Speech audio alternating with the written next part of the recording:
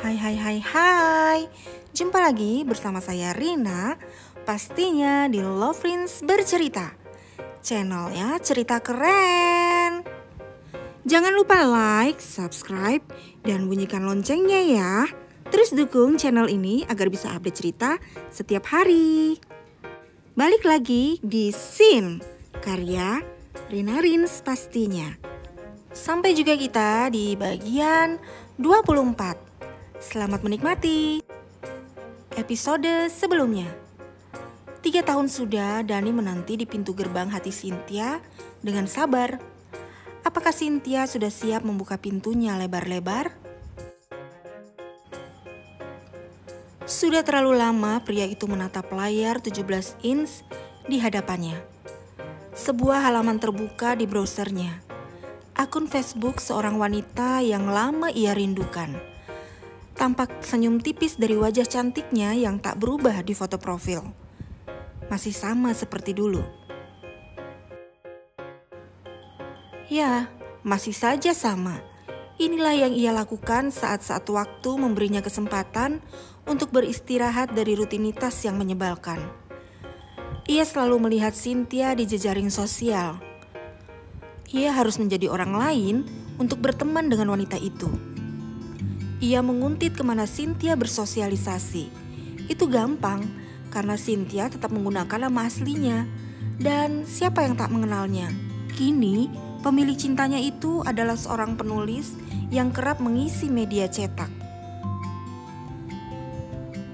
Jonan menarik napas panjang saat membaca status yang baru saja ditulis oleh Cynthia. Jemarinya gatal, ingin mengomentari.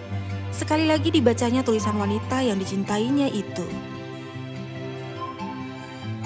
Kegagalan bukanlah sebuah penghalang.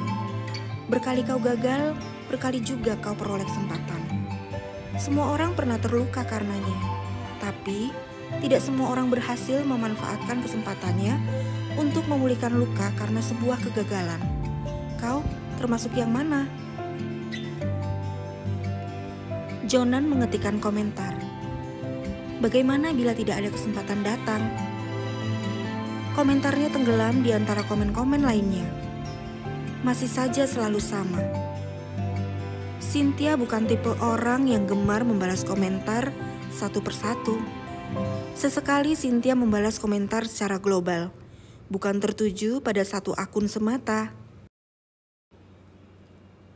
Namun, mata Jonan berbinar manakala notifikasi Cynthia membalas komentarnya muncul. Baru membaca notifikasi saja, hatinya sudah berdebar. Datang atau tidak, kitalah yang hendaknya menjemput kesempatan. Pandai-pandailah membaca situasi. Bila kau merasa terpuruk karena telah melakukan sebuah kesalahan, berusahalah bangkit. Bila kau sudah mencoba memperbaiki kegagalanmu, namun tak berhasil, jangan berkecil hati. Itu artinya tempatmu memang bukan di sana. Melangkahlah, karena kesempatan bukan hanya di titik tempatmu berdiri.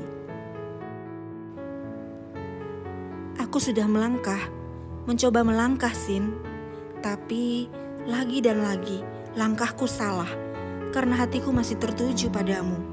Ujar Jonan seraya menatap lekat foto profil Cynthia. Sebuah panggilan telepon mengagetkannya. Dilihatnya nama pemanggil, lalu dengan malas ia mengabaikannya. Tangannya kembali memainkan mouse, scrolling status-status Cynthia yang berulang kali ia baca. Tampaknya waktu memang mengubah Cynthia menjadi jauh lebih dewasa. Apa karena menulis? Orang bilang menulis bisa menjadi terapi pemulih jiwa. Apakah ia benar telah menghapusku dari hatinya? Jonan bertanya pada hati kecilnya.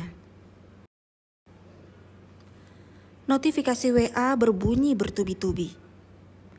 Nggak pulang lagi kau? Ya ampun, laki-laki macam apa kau itu? Nggak tengok anak kau sakit? Cukuplah kau buat aku menderita. Jangan pula anak kita yang kau buat sengsara. Jonan! Jonan meletakkan ponselnya di sebelah keyboard. Dadanya terasa sesak. Matanya menatap figura kecil di sisi sebelah kiri. Seorang anak laki-laki berusia 1 tahunan dengan mata bulat bercahaya menatap lurus ke depan. Lagi-lagi ponsel berbunyi. Segera ia mengangkatnya. "Lucia, aku akan pulang. Ini masih banyak kerjaan." Kerjaan gak akan ada habisnya, Jo. Sudah berapa malam tidur di apotek? Aku tak mau tahu, pulang malam ini.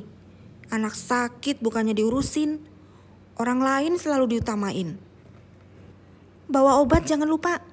Percuma punya ayah dikelilingi banyak obat, tapi anak sendiri gak diobatin, ujar Lucia kesal. Iya, tunggu sejam lagi. Gak mau tahu, cepat pulang, teriak Lucia. Jonan menutup panggilan tanpa salam. Tak bisakah istrinya itu bicara tanpa teriak? Tak bisakah Lucia berkata lembut, setidaknya seperti Cynthia? Cynthia? Kenapa otakku selalu dipenuhi dengan namamu, Sin? Kalau saja Jonan tidak melakukan kesalahan lain demi menutupi kesalahan terdahulu, mungkin saja kehidupan seperti di neraka ini tidak akan ia jalani.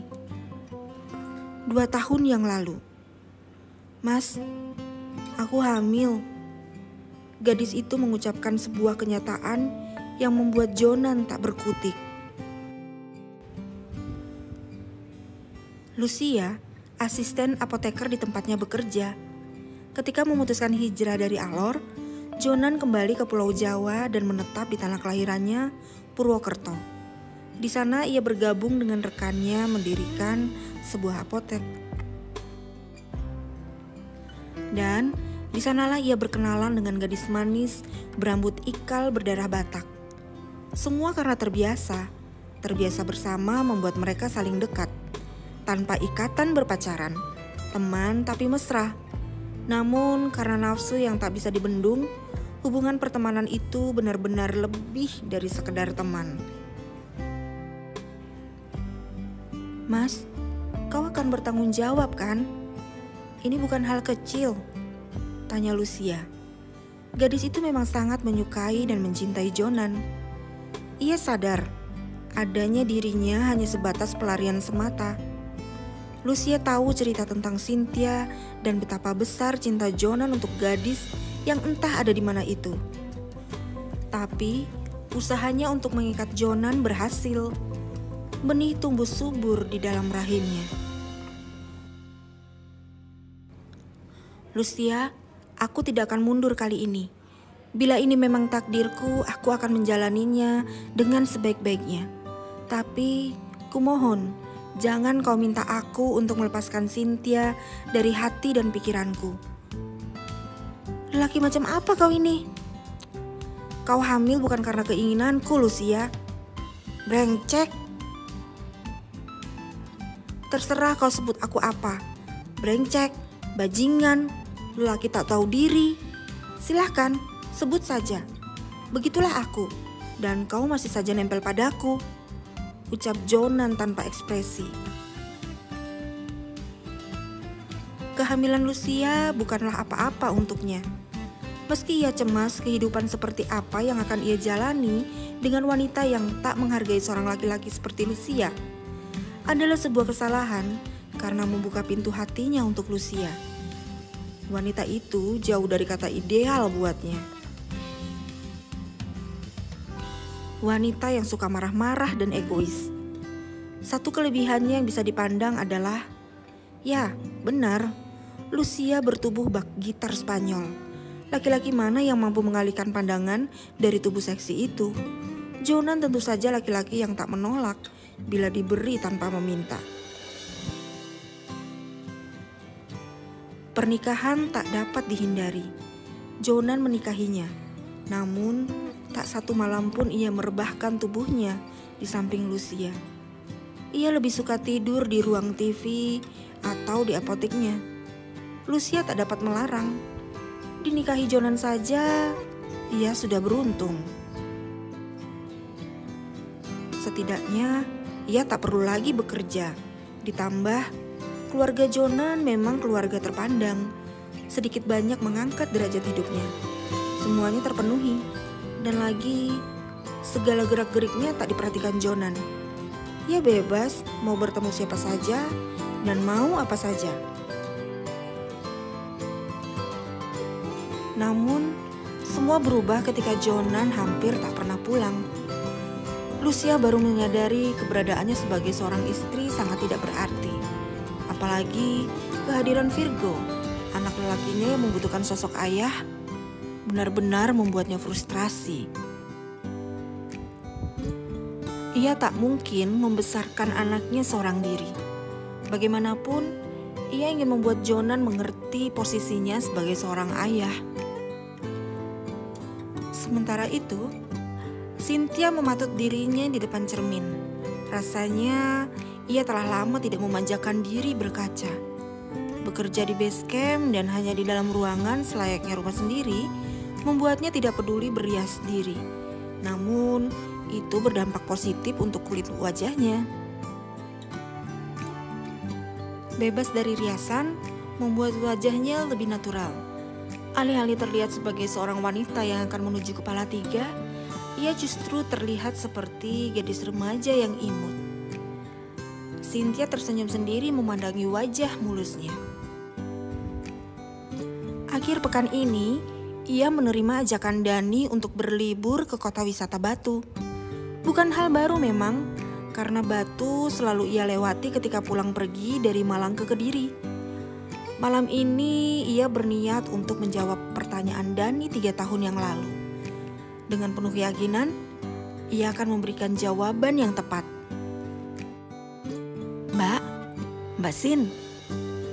Ya Lel, masuk aja. Leli, teman satu kosan yang sedang sibuk-sibuknya masa skripsi, menyembul dari balik pintu.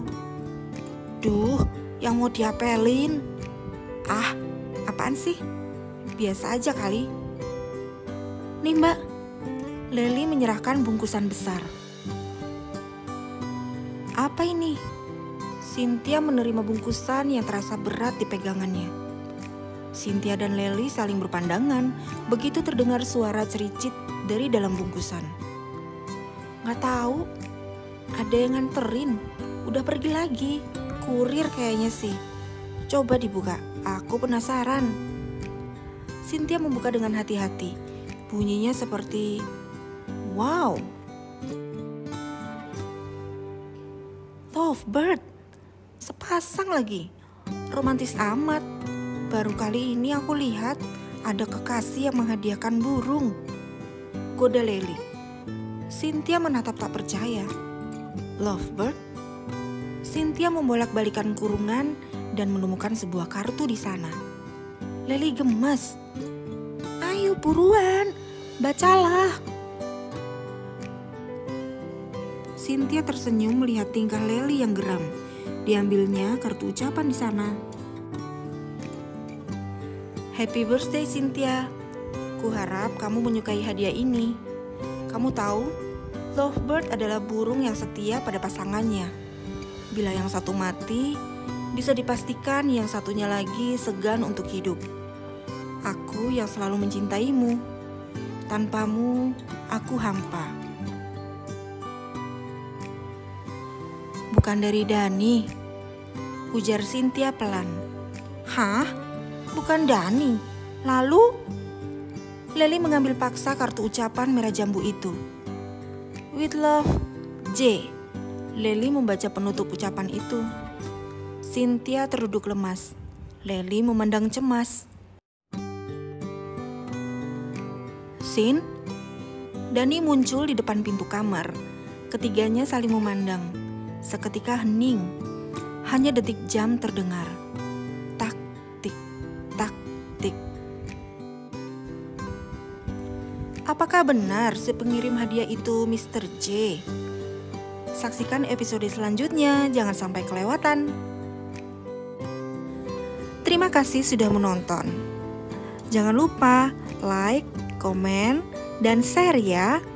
Yang belum subscribe, jangan lupa juga subscribe. Sampai jumpa.